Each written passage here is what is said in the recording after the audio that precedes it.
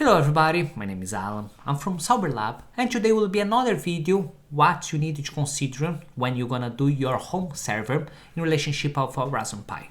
This one I believe that will be one of the more important videos in these videos that I'm doing in relationship for hard Raspberry Pi or what you need to consider.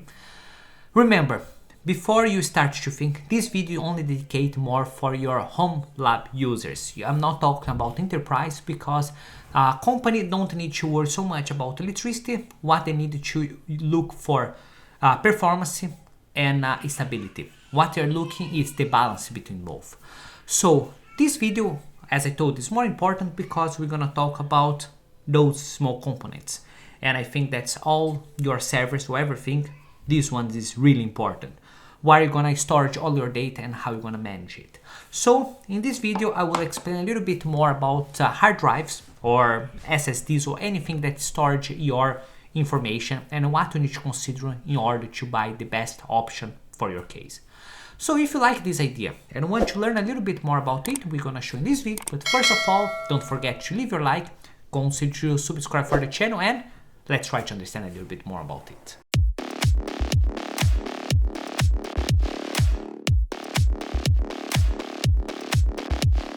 Before we start to comment which storage or how you should configure your system, I will say storage is, in my view, one of the more important things for your system.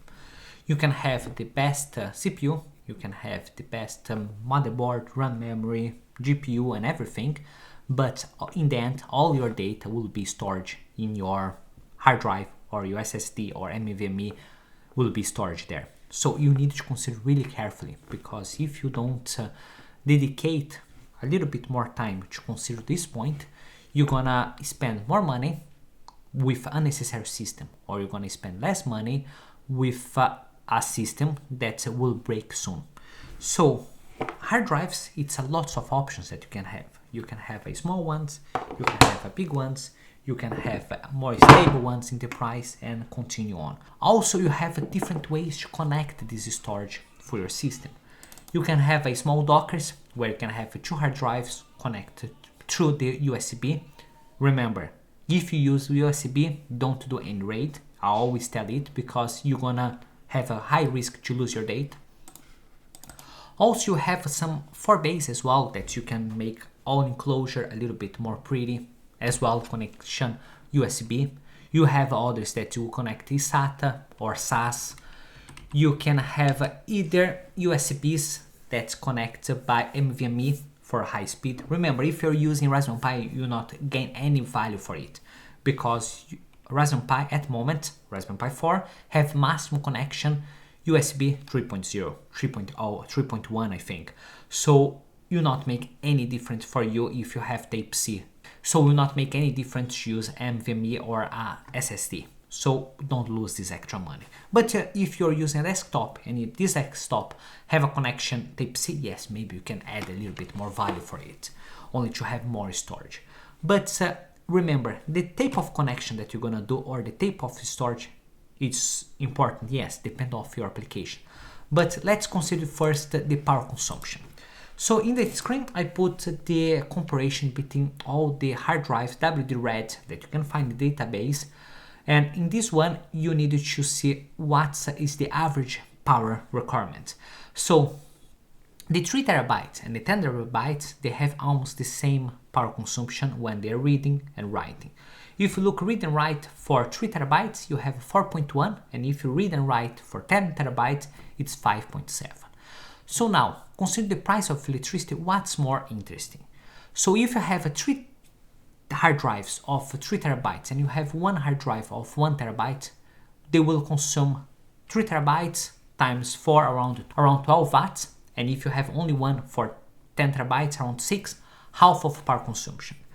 In the first moment it's not mean so much, because it's only half, it's 6 watts extra that you're consuming. But you think those hard drives will not be only 1 hour on, will be 24 hours a day, 365 days a year, at least for 3 or 4 years, until you think that you need to change it. So if you think all this time on, they will consume more energy, they will consume double of energy over the time. So it's really important for you to consider it. If I gonna pay a little bit more for a 10 terabytes in relationship for a 3 terabytes, what it is a little bit more? And consider the price of electricity, what will be more interesting? You're gonna pay £3 extra, £5 extra to have one hard drive in relationship of have 3 hard drives? Yes, more interesting because over time you're gonna save money. Other thing, what's the difference between a hard drive and a SSD for power consumption? So I get a datasheet for NVMe. In this case, it will be the Iron Wolf 510.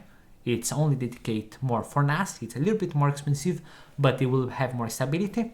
If you look for the power consumption, almost the same, around 5.3 to 6 watts, a little bit higher relationship for a hard drive, but the speed will be faster, so you balance it.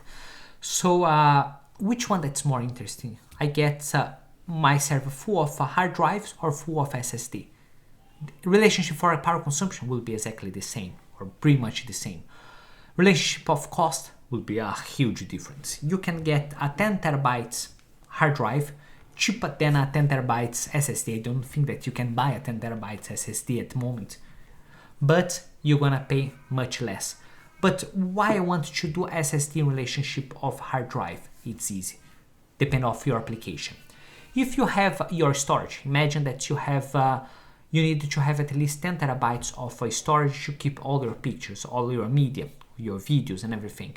You need to have a SSD for those storage? No, it's better to have a hard drive. It's better to have 1 or 2 hard drives to do this one instead of have all with SSDs. In this case, limitant will be your network connection. If you have one gigabyte network connection and you have SSD, they will not use all the capacity for SSD. But if you have hard drives, yes, they will use all the capacity of read and write for your hard drive. So then you're gonna save money in relationship with the initial investment. But then come on the other point. When I'm gonna need the SSDs, or when it's interesting to do this investment, you have your OS. If you have SSD in your OS, they will boot faster your system. Maybe they will run faster your system. Also, in my case, all my servers that I assemble, I always have at least 2 SSDs in my system. First one for my OS, a really small one only to run my OS to be fast, and a second one a little bit big, of course, where I have all my Docker application. Because in this way, when you have your Sonar or Radar or Plex running, when you have your Plex, they will run faster, will collect the data, the pictures faster for your video. You're gonna read better, faster the database, so you get a gain for it. But all the rest of the media will not make any difference because the limitation will be your network connection. So if you have a 10 gigabyte network connection, yes, then you start to look a little bit more for have SSDs. Other thing, SSD will be more interesting if you need a quick random reading. If you needed to collect really a lot of small data, yes, SSD will be much better. But if you have a big video, hard drive will handle it really easy for this one. Of course, it will take a little bit longer to process it, to read, but for one big item will not make so many difference. In this video, I try to consider a little bit more focus for electricity price. I think that will be this high price for a long time. I don't think that we'll get any cheaper soon. So instead of have 10 hard drives or 10 SSDs running, it's better to have 1 or 2 with a little bit high capacity. In this way, you shrink your system, you shrink the power consumption, that over time will make the difference for you. So if you like this video and think that was interesting, don't forget to leave your like, consider to subscribe for the channel, and see you next time. Bye.